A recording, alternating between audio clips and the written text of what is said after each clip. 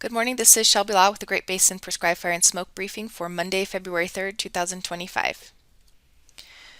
We had some decent precipitation over the weekend across the north, mainly over Idaho, western Wyoming, the mountains of northern Utah, and northern Nevada, and right here along the edge of far western Nevada as well. The highest precip totals were here over the central Idaho mountains with values over an inch and a half of total precipitation, and we saw some good pockets in the northern Utah mountains as well. Haven't quite started to make a dent in our 30 days of precip percent of normal because we had such a dry January, but we have more storms on tap this week, which should really improve these numbers. Again, looking at the snowfall for the past 72 hours, pretty impressive. Beginnings of an atmospheric river here with some good precip over snowfall over Idaho, western Wyoming, and a little bit here in northern Utah and northern Nevada. And again, more on tap this week. Current snow info here, looking at our inches of snow depth over Idaho, Wyoming. That's where we have our deepest snow depth here, between 50 to 75 inches, and a few pockets of higher amounts in Utah. And if we look at our snowpack percent of normal right now, we have seen some improvement in some areas with this weekend storm, especially across the north. Many areas there close to average for the time of year. Western Nevada is still really low. They just haven't seen the precipitation or the snow yet this season. And then some really low values over southern Nevada, southern Utah, and southern Nevada and the Arizona Strip as well. So again, we are expecting improvement in the coming week, but most of that is going to remain over the northern portions of the region. Okay, looking at the forecast here, again, looking at a pretty strong continuation of the atmospheric river into mainly northern and central California, but that moisture will be moving up into Idaho for the first couple of days and then moving into Utah as well. So for today, precipitation mainly in the form of snow across Idaho, some maybe lower elevation mixed wet rain and snow. On the warmer side in Utah and Nevada, ventilation rates are improving across the south, with some increased winds over Nevada and Utah, but lower values across the north.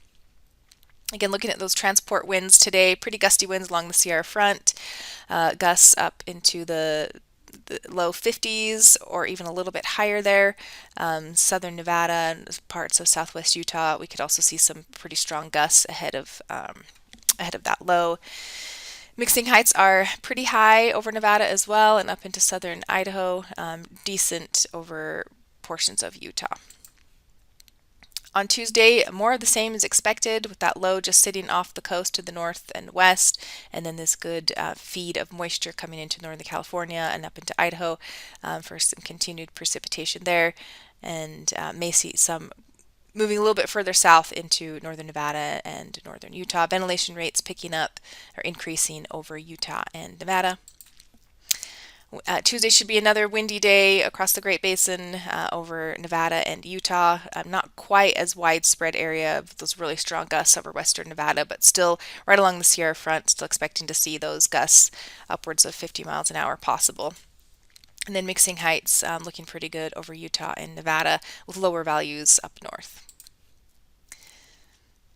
On Wednesday, we may see a little bit of a break in the precipitation with some, as the low elongates a little bit over the Pacific Northwest and off to the coast. Ventilation rates still staying pretty good. Winds continue to be gusty over Utah and Nevada, and then we'll see some winds pick up on Wednesday over eastern Idaho and into western Wyoming. Maybe not quite as strong a winds along the Sierra front as we head into Wednesday, and our mixing heights increasing across much of the area on Wednesday.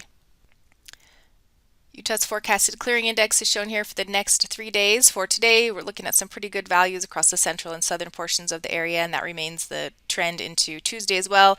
And then by Wednesday, pretty good clearing index statewide. 3-day precipitation accumulations are shown here. Again, the highest precip totals are going to be over the central Idaho mountains and into western Wyoming, but we do see some precipitation moving further south into northern Nevada and northern Utah after today, with pretty good precip totals expected over northern and central Nevada. On Thursday, still still tapping into that moisture feed, expecting more precipitation possible over, again, Idaho into western Wyoming and maybe portions of northern Nevada and northern Utah.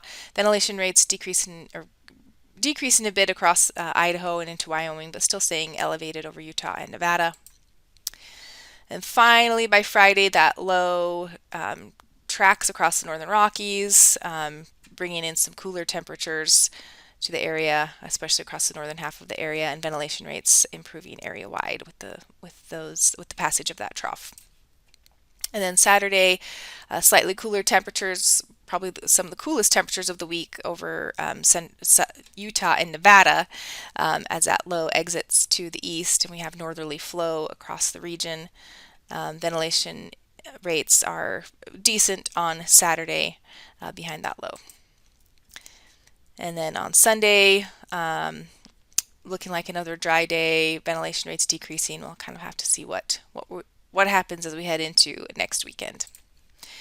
The precip accumulations for days 4 and 5 are shown here. This is Thursday through Saturday. So again, another good chance of some precip a little bit further south into the Great Basin, ahead of that low as it tracks across the northern Rockies and exits the region.